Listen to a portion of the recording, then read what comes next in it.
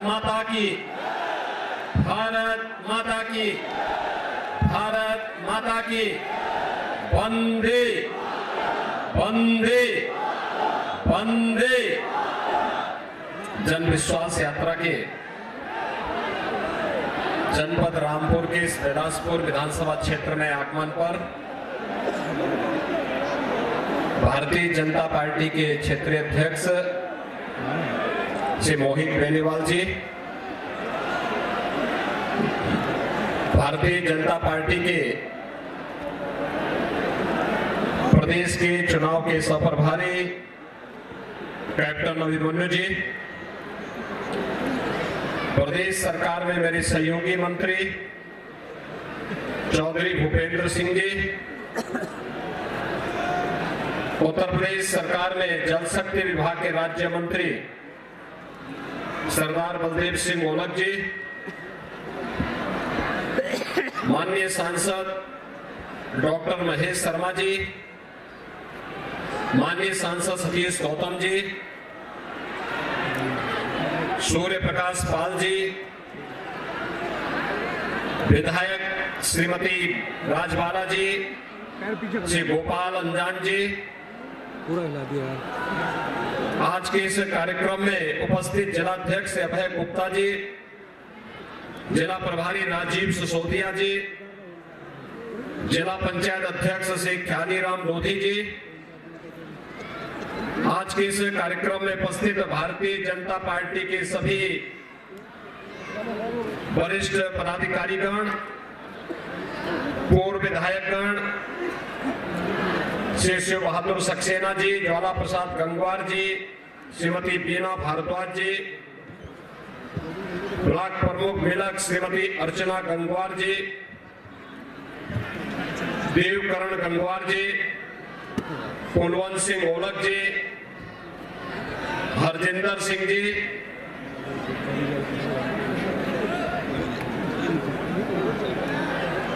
श्रीमती हरिवाला जी और भारी संख्या में यहां पर उपस्थित बिलासपुर और रामपुर जनपद से उपस्थित भाइयों बहनों, ईस्वी सन के प्रथम दिन जन विश्वास यात्रा के लिए उमड़ा ये जनसैलाब उत्तर प्रदेश सरकार को और भारतीय जनता पार्टी को जनता जनार्दन की अपनी स्वीकृति दे रहा है। मैं इस अवसर पर इस वर्ष की ढेर सारी शुभकामनाएं आपको देते हुए आप सबका अभिनंदन करता हूं, स्वागत करता हूं। भाइयों बहनों, वर्तमान में भारतीय जनता पार्टी प्रदेश के अंदर प्रदेश सरकार के 5 वर्ष के कार्यों को और उनकी उपलब्धियों को लेकर के जन विश्वास यात्रा निकल रही है, जो अपार स्नेह और आशीर्वाद जनता जनार्दन का प्राप्त हो रहा है। हम लोगों को लगता है कि 5 वर्ष तक प्रधानमंत्री मोदी जी के नेतृत्व में बिना रुके, बिना थके, बिना टके और बिना झुके सरकार ने जो कार्य किया है, उस कार्य की सार्थकता दिखती है जब जनता का स्नेह और जनता का आशीर्वाद मिलता है। और भाइयों बहनों, मैं आप सबको भारतीय जनता पार्टी सरकार के द्वारा 5 वर्ष के अंदर किए गए इन कार्यों के लिए आप सभी जनता जनार्दन ने जो 5 वर्ष तक लगातार सहयोग किया, अच्छे कार्य पे अपनी स्वीकृति लगाई, इसके लिए भी मैं आप सबका हृदय से अभिनंदन करता हूं। फर्क साफ है भाइयों बहनों, 2017 के पहले उत्तर प्रदेश मुख्यमंत्री के आवास में आपने देखा होगा मुजफ्फरनगर के दंगाइयों को, सहारनपुर में दंगाइयों को बुला करके सम्मानित किया जाता था। लेकिन 2017 के बाद मुख्यमंत्री आवास में किसानों का सम्मान होता है और गुरुवाणी का पाठ होता है। यही अंतर है। जिस मुख्यमंत्री आवास में 2017 के पहले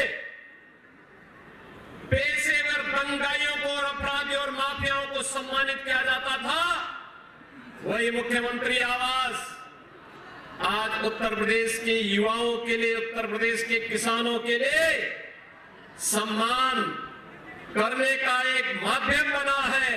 और वही मुख्यमंत्री आवास में आज इस देश के अंदर अपनी जवानी को लुटाने वाले गुरु गोविंद सिंह जी के 4 साहबजादों के सम्मान और के कार्यक्रम को, और उस अवसर पर गुरुवाणी के पाठ और कीर्तन के कार्यक्रम को आयोजित किया जाता है। भाइयों बहनों, उत्तर प्रदेश की तस्वीर 2017 के पहले क्या थी, ये किसी से छुपी भी नहीं है। और फिर रामपुर से ज्यादा कौन इसको जानता है।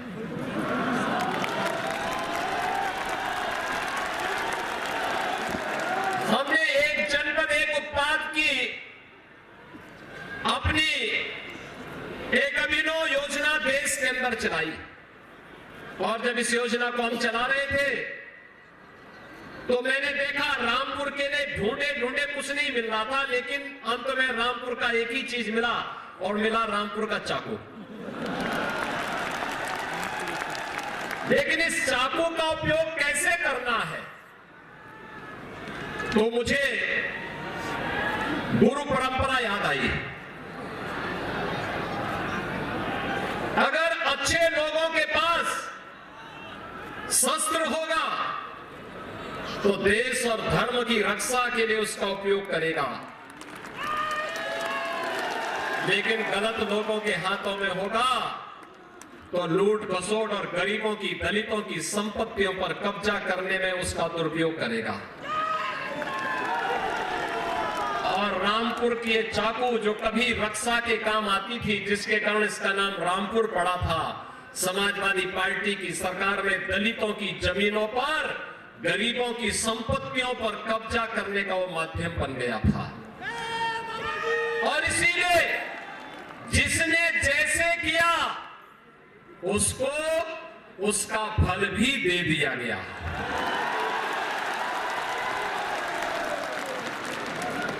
और हम लोगों ने तो पहले ही दिन इस बात को कहा था, लेकिन भारतीय जनता पार्टी जो कहती है वो करके दिखाती है। हमने तो पहले ही दिन कहा था, हम लोगों ने कहा था कि अपराध और अपराधियों के प्रति जीरो टॉलरेंस की नीति के तहत सरकार कार्य करेगी।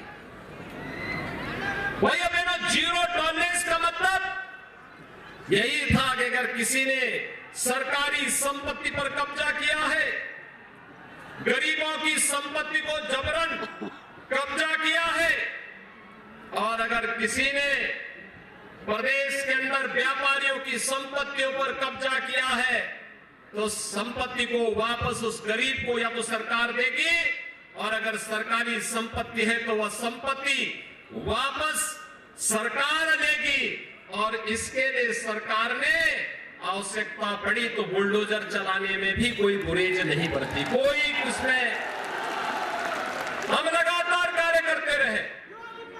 और भाइयों बहनों, हमें कोई संकोच नहीं हुआ। ये वही प्रदेश है जहां पर पहले किसी भी धर्मस्थल के नाम पर पैसा नहीं मिलता था। ये वही प्रदेश है जिस प्रदेश के अंदर गरीब को मकान नहीं मिलता था। मैं देख रहा था उत्तर प्रदेश के अंदर 75 जनपदों में आज हमने बिजली दे दी है। अभी मैं कुछ देर पहले पढ़ रहा था, समाजवादी पार्टी के राष्ट्रीय अध्यक्ष बाबू आज कुछ बोल रहे थे, और उनके मुंह से निकल रहा था कि सरकार आएगी तो हम मुफ्त बिजली दे देंगे। अरे जब आप बिजली ही नहीं देते थे तो मुफ्त कहां से होता? तो उल्टा जनता से जो वसूली करते थे, इसके लिए माफी तो मांग लो। जब बिजली ही नहीं आती थी तो मुफ्त की बात कहां, यहां तो जनता से एक तरफा वसूली होती थी। आज हम कह सकते हैं उत्तर प्रदेश में बिना भेदभाव के हर एक गरीब की झोपड़ी में भी और राजमहल में रहने वाले व्यक्ति के घर में भी बिजली हर समय जलती हुई दिखाई देती है। हमने बिना भेदभाव के बिजली दी।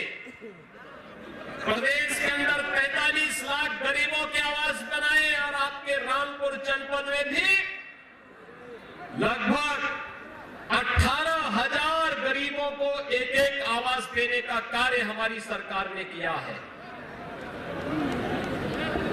लाखों नौजवान, लाखों परिवारों को शौचालय दिए हैं।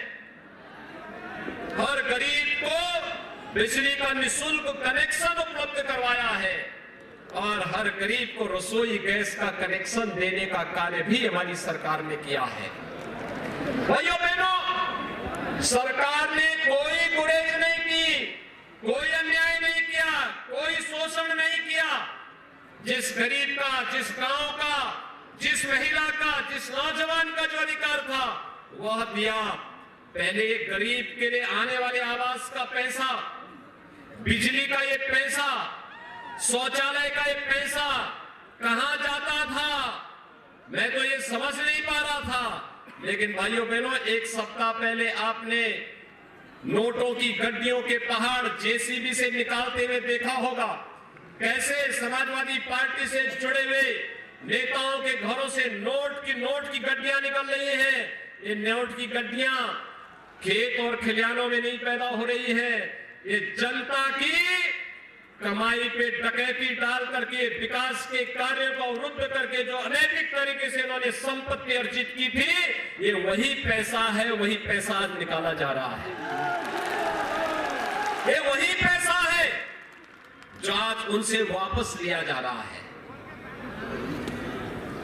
कैसे लूट रहे थे आप सोच सकते हैं।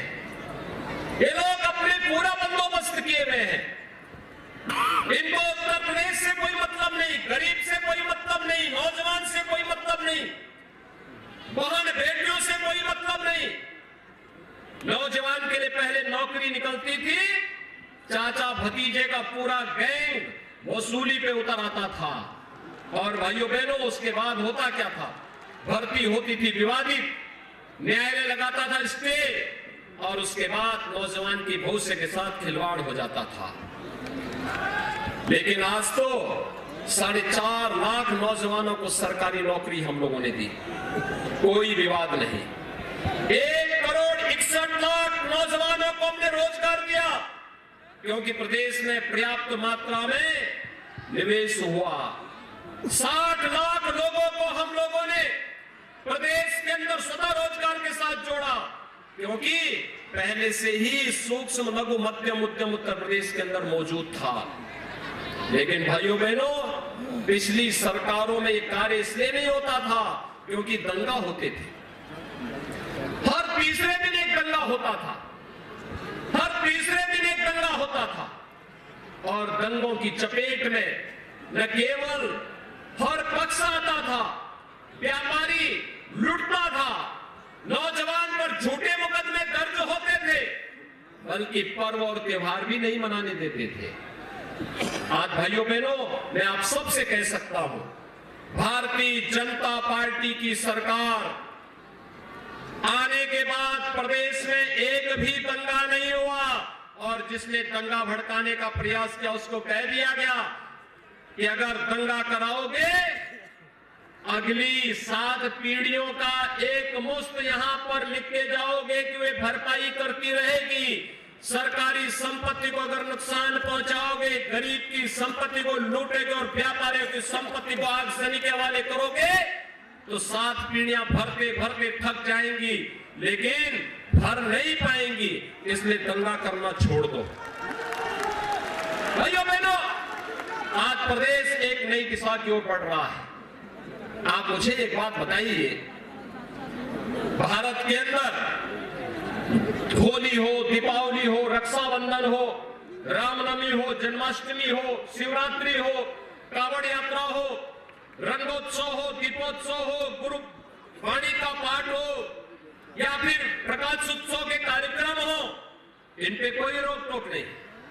पर्व और त्योहार शांतिपूर्ण ढंग से, सौहार्दपूर्ण तरीके से मनाए जाते हैं। सभी लोग आनंद के साथ इन आयोजनों के साथ जुड़ते हैं। 2017 के पहले क्या स्थितियां थी,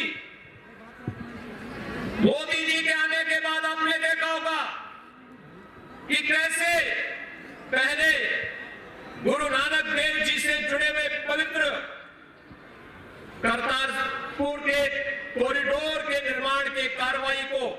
पाकिस्तान आड़े लगाया हुआ था, कहीं ना कहीं अवरोध बनता था, लेकिन आज उस कॉरिडोर को भी खोलने का कार्य हुआ। देश को जोड़ने का कार्य, हर एक वर्ग और स्पंद और संप्रदाय से जुड़े हुए स्थलों का सम्मान का कार्य आज हो रहा है। लेकिन पिछली सरकारें क्या करती थी? विकास नहीं, गरीब कल्याणकारी योजनाओं का लाभ नहीं, लेकिन शोषण भी करते थे, दंगाइयों को प्रोत्साहित करते थे, आतंकी घटनाओं को प्रेरित और प्रोत्साहित करते थे, युवाओं पे झूठे मुकदमे दर्ज करते थे। लेकिन भाइयों बहनों, आतंकवादियों के मुकदमों को ये वापस करते थे। अंतर यही है, फर्क साफ है। 2017 के पहले समाजवादी पार्टी की सरकार जब प्रदेश में आई थी, उस सरकार का पहला फैसला था आतंकवादियों के मुकदमों को वापस लेना। और भारतीय जनता पार्टी की सरकार जब प्रदेश में आई तो हमारी सरकार का पहला फैसला था 86 लाख किसानों का 36,000 करोड़ रुपए के कर्ज माफी का। आज ही प्रधानमंत्री जी ने प्रदेश के 2,54,00,000 किसानों के खाते में और देश के 10 करोड़ किसानों के खाते में 20,000 करोड़ रुपए डीबीटी के माध्यम से सीधे भेजने का काम किया। ये प्रधानमंत्री किसान सम्मान निधि का पैसा किसानों के खाते में जा रहा है। ये पैसा पहले नहीं जाता था। और भाइयों बहनों, इसीलिए आज हम सब आपके पास आए हैं। वर्तमान में पूरी दुनिया इस सदी की सबसे बड़ी महामारी का सामना कर रही है। ये सबसे बड़ी महामारी कोरोना के रूप में देश और दुनिया को पूरी तरह पस्त की हुई है, लेकिन इसी से रास्ता निकालना होगा और उसी से रास्ते निकल भी रहे हैं। जनता अपना हौसला दिखा रही है, पूरा समाज एकजुट होकर के प्रधानमंत्री जी के नेतृत्व में कार्य कर रहा है। मुझे एक बात बताइए, कश्मीर में धारा 370 ये कांग्रेस के समय क्यों नहीं समाप्त हो पाई? समाजवादी पार्टी और बहुजन समाजवादी पार्टी जब कांग्रेस नेतृत्व की सरकार को समर्थन कर रहे थे, तब इन्होंने क्यों नहीं समाप्त किया? कश्मीर में आतंकवाद की जड़ धारा 370 को समाप्त करने का कार्य भी अगर किसी ने किया है, भारतीय जनता पार्टी की नरेंद्र मोदी जी के नेतृत्व की सरकार ने किया है और आतंकवाद को सदैव के लिए समाप्त करने का संकल्प भी लिया है। अयोध्या में भगवान राम के भव्य मंदिर के निर्माण का कार्य, आज तो भगवान राम का भव्य मंदिर का निर्माण हो रहा है। आज मैं पूछ रहा था, आज मैं देख रहा था, आज बबुआ बोल रहे थे कि अगर हमारी सरकार होती तो हमारी सरकार भी भव्य राम मंदिर बनाती। अरे मैंने कहा, कब्रिस्तान बनाने से फुर्सत होती तो राम मंदिर के बारे में सोचते। जब उनकी सरकार थी, जब उनकी सरकार थी, याद करिए, राम भक्तों पर गोलियां चलाने वाले लोग आज कहते हैं कि अगर हम भी सत्ता में होते तो हम भी राम मंदिर का बना देते हैं। ये बदलाव है, ये आपकी ताकत है भाइयों बहनों, आपकी ताकत है। ये आपके वोट बैंक की ताकत इनको नाक रगड़ने के लिए मजबूर कर रही है। और जिस दिन आप चाहेंगे, ये लोग नाक रगड़ करके आपके पास आएंगे कि 1990 के राम भक्तों पर चलाई गई गोलियों के लिए माफी मांगते हैं, इनको कहना पड़ेगा। समाजवादी पार्टी को देश की जनता से माफी मांगनी चाहिए अपने कृत्यों के लिए। राम भक्तों पर गोली चलाने वाले लोग आज कहते हैं कि अगर सत्ता में रहते तो हम भी राम मंदिर का निर्माण कर देते हैं। तो फिर सकीबुल रहमान वर्ग क्या करते? क्या करते हैं लोग? ये जो गरीबों की संपत्ति पर कब्जा करने वाले लोग क्या करते थे?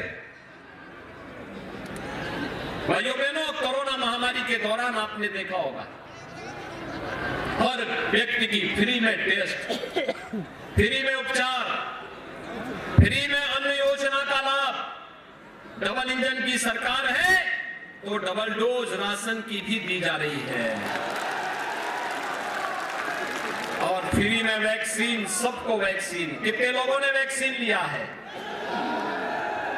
वाह भाई, रामपुर के सभी लोगों का मैं तो अभिनंदन करता हूं कि आप सबने वैक्सीन ले ली है। सभी लोगों ने वैक्सीन ले ली है। और मैं आप सबसे अपील करूंगा, जिन लोगों ने पहली डोज ली वे दूसरा डोज जरूर ले लेंगे। जिन लोगों ने दोनों डोज ले ली है वे लोग आसपास अगल बगल कोई व्यक्ति अगर ऐसा है जिसने अभी तक वैक्सीन नहीं ली है, उसको भी वैक्सीन लेने के लिए जरूर बोलेंगे। ये कोरोना के खिलाफ देश की लड़ाई है, ये अदृश्य शत्रु है और मिलकर के देश की इस लड़ाई को हमें आगे बढ़ाना ही होगा। और भाइयों बहनों, सावधानी और सतर्कता, घबराने की आवश्यकता नहीं, सावधानी और सतर्कता के साथ हम इसका सामना कर सकते हैं। आज के इस अवसर पर जहां हम लोग रामपुर में आए हैं, मैं आपको इस बात को कह सकता हूं कि केवल भारतीय जनता पार्टी ही न केवल गांव, गरीब, किसान, नौजवान, महिलाएं और समाज के प्रत्येक तबके के हितों के लिए कार्य करेगी, बल्कि विकास के बड़ी बड़ी परियोजनाओं को लाने का काम भी कोई करेगा तो भारतीय जनता पार्टी ही करेगी। सुरक्षा और समृद्धि का मार्ग भी कोई आगे बढ़ाएगा तो भारतीय जनता पार्टी ही बनाएगी। आज यहां पर मैं आप सबसे कहना चाहता हूं, यहां रामपुर जनपद में और प्रदेश के कुछ अन्य जनपदों में 1947 के बाद से पाकिस्तान, पूर्वी पाकिस्तान और पश्चिमी पाकिस्तान से काफी लोग आए थे। उनको जमीन के टुकड़े दिए गए थे, लेकिन जमीन के टुकड़े उनको सरकार के द्वारा दिए जाने के बाद उन लोगों को अभी तक अधिकार देने की प्रक्रिया पिछली सरकारों ने नहीं किया था। सरदार बलदेव सिंह ओलख जी के नेतृत्व में एक प्रतिनिधिमंडल मुझे मिला था। हमने इस प्रक्रिया को आगे बढ़ाया है, जो कि राजस्व की प्रक्रिया है, एक लंबी चलने वाली प्रक्रिया है। और मैं उनको आश्वस्त करता हूं कि एक जिन लोगों जो जहां पर काबिज हैं, अभी उन लोगों को वहीं पर रह करके उनकी उपज के क्रय और बेचने और उन्हें बीज और खाद उपलब्ध करवाने की व्यवस्था सरकार करवाएगी। और मैं सभी जिला प्रशासन से कहूंगा कि वे इस पर संवेदनशील तरीके से इसका समाधान का रास्ता निकालें। उनको व्यवस्थित पट्टा देने की कार्रवाई सरकार करेगी। और वो चूंकि एक राजस्व की प्रक्रिया होती है, उस सुनवाई की प्रक्रिया हमारी चल रही है, उस प्रक्रिया को हम समयबद्ध ढंग से आगे निकाल करके और एक सुविचारित, न्याय संगत उपाय लाने का हम प्रयास कर रहे हैं। और उस प्रक्रिया में आप सभी मदद करेंगे तो वे सभी लोग जो पाकिस्तान और बांग्लादेश में प्रताड़ित हुए थे, पीड़ित हुए थे, वहां से उनको वापस भारत आना पड़ा था, उन लोगों के साथ में एक बड़ा न्याय होगा। और उस न्याय के लिए भारतीय जनता पार्टी की सरकार पूरी प्रतिबद्धता के साथ कार्य कर रही है। और मैं उन सभी को आश्वस्त करता हूं, उन सभी लोगों को हम लोग यहां पर न्याय देने का कार्य करेंगे। मैं आप सबका हृदय से अभिनंदन करता हूं। आज आपने भारी संख्या में यहां पर उपस्थित होकर के सरदार बलदेव सिंह ओलख जी का समर्थन किया है।